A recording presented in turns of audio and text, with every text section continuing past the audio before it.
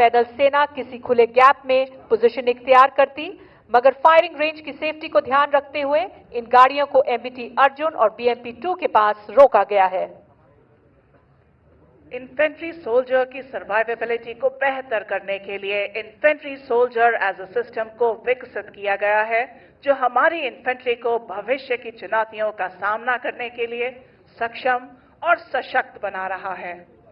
इस नए सिस्टम के अंतर्गत एक सोल्जर की fire power, mobility, protection, surveillance, night firing capabilities, survivability, communication और बैटलफील्ड ट्रांसपेरेंसी को बढ़ाया गया है।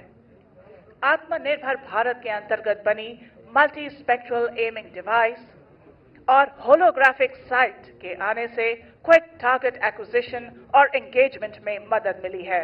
एडवांस्ड नाइट विजन डिवाइस से एलएमजी की रात के दौरान फायरिंग अत्यधिक प्रभावशाली हो गई है। Indian soldier as a system में इन्फेंट्री कॉम्बैट किट को भी शामिल किया गया है। इसमें exoskeleton, ballistic helmet, ballistic goggles, bullet proof jacket और बॉडी कैमरा जैसे एडवांस्ड इंडिविजुअल कॉम्बैट सिस्टम्स हैं, जिन्हें आपने अपनी स्क्रीन पर कैमरा फुटेज के द्वारा देखा। लड़ाई के मैदान में नदी, कैनाल्स, दलदली जमीन, कच्छ का रण और बर्फीले इलाके जैसी अनेकों बाधाओं को पार करने के लिए विशेष वाहनों का प्रयोग किया जाता है। इसी को दर्शाते हुए 2 स्पेशलिस्ट मोबिलिटी व्हीकल यानी एसएमवी आपके आधे दाहिनी की तरफ से सबसे ऊंचे ड्यून पर चढ़ते हुए देख सकते हैं। और अब स्पेशलिस्ट मोबिलिटी व्हीकल से डिस्माउंट होने के बाद इन्फेंट्री आने वाली बाधा को माउंटेन फुट ब्रिज का इस्तेमाल करते हुए पार करते अपनी डिफेंसिव पोजीशन को जल्दी इख्तियार करेगी। इसे आप अपने सामने और नीचे देख सकते हैं। इस ब्रिज को हाई ऑल्टीट्यूड एरिया में भारत चीन सीमा पर भी डिप्लॉय किया गया है और इसका इस्तेमाल करके एक 32 मीटर के गैप को ब्रिज किया गया है। अब आपके सामने इन्फेंट्री ने अपनी पोजीशंस को इख्तियार कर लिया है और आगे बढ़ते हुए दुश्मन को बर्बाद करने के लिए तैयार है। एक इन्फेंट्री बटालियन के पास दुश्मन के इन्फेंट्री दस्तों के अलावा उसके टैंकों को भी बर्बाद करने के लिए अलग अलग प्रकार के हथियार होते हैं। अभी आपके सामने इन्फेंट्री के कुछ वेपन सिस्टम बाएं से दाहिने इस प्रकार हैं। 84 millimetre rocket launcher, 7.62 millimetre medium machine gun, 30 millimetre automatic grenade system, anti tank guided missile Konkurs और 81 मिलीमीटर मोटर। ये सभी हथियार अपने डायरेक्ट और इनडायरेक्ट फायर से दुश्मन को टारगेट ग्रुप 6 तथा 8 में बर्बाद करेंगे। देवी और सज्जनों, अपना ध्यान इन्फेंट्री वेपन्स की तरफ ले जाएं।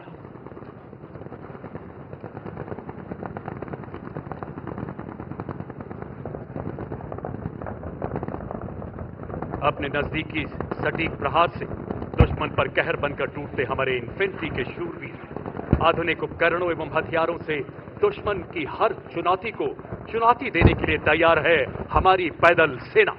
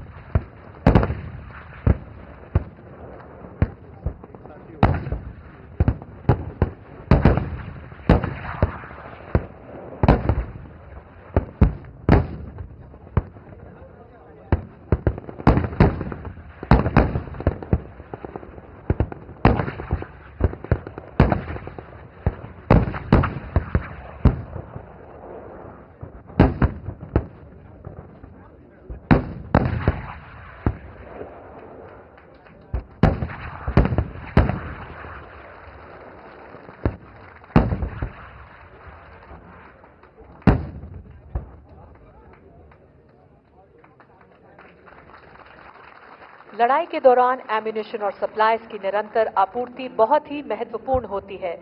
अभी तक जमीनी वाहनों से एम्यूनिशन रिप्लेनिश किया जाता था, पर आधुनिक टेक्नोलॉजी के चलते ये कार्रवाई ड्रोन के द्वारा भी की जा सकती है। अब आप अपना ध्यान बाएं ले जाएं। जहां इतिहास में पहली बार एक लॉजिस्टिक ड्रोन की मदद से अर्जुन टैंक पर एमिनेशन की आपूर्ति की जाएगी। ये ड्रोन एक एमबीटी अर्जुन को एमिनेशन बॉक्स को लेकर दाहिने वाले मॉड्यूलर ब्रिज की तरफ उड़ते हुए जा रहा है।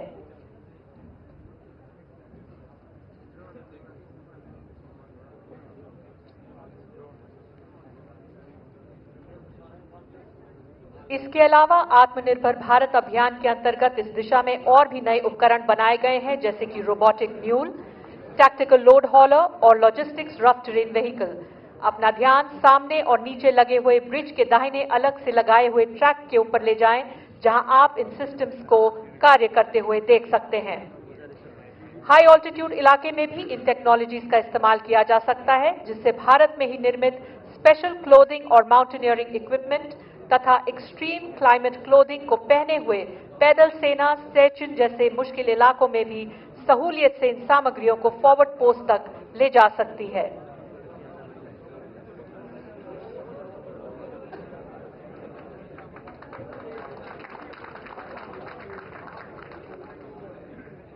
अब आप अपना ध्यान वापस एरिया लेफ्ट फिंगर के पास मॉड्यूलर ब्रिज की तरफ ले जाएं, जहां ये ड्रोन अर्जुन टैंक को एमिनेशन सप्लाई करने के लिए लैंड कर चुका है और क्रू ने एमिनेशन कलेक्ट किया है। अब ये क्रू एमिनेशन लेने के बाद तेजी से टैंक की तरफ बढ़ रहे हैं। देवियों और सज्जनों, इस वक्त दुश्मन अपने रिजर्व आर्मर का इस्तेमाल करके हमारी पोजीशन को बाएं से आउटफ्लैंक करने की कोशिश कर रहा है। ये इंफॉर्मेशन हमारे सेंसर्स और प्लेटफॉर्म्स के जरिए हम तक पहुंच चुकी है और अब हमारे रिजर्व फोर्स के 14 T-90 टैंक भीष्म तथा वायुसेना के 2 लाइट कॉम्बैट हेलीकॉप्टर प्रचंड संगठित रूप से थल सेना और वायुसेना के इंटीग्रेशन का एक बेहतरीन उदाहरण देते हुए दुश्मन के मैकेनाइज्ड दस्तों को बर्बाद करेंगे। इसी को देखने के लिए अपना ध्यान बाएं वाले काले और सफेद स्क्रीन के आगे की तरफ ले जाएं, जहां आप इन T-90 टैंक्स के पीछे उड़ती हुई धूल को देख सकते हैं। रेतीला इलाका होने की वजह से इन टैंकों को देखने के लिए अपनी नजर उड़ती हुई धूल के निचले हिस्से पर ले जाएं, जहां भीष्म टैंक के संहार का सबल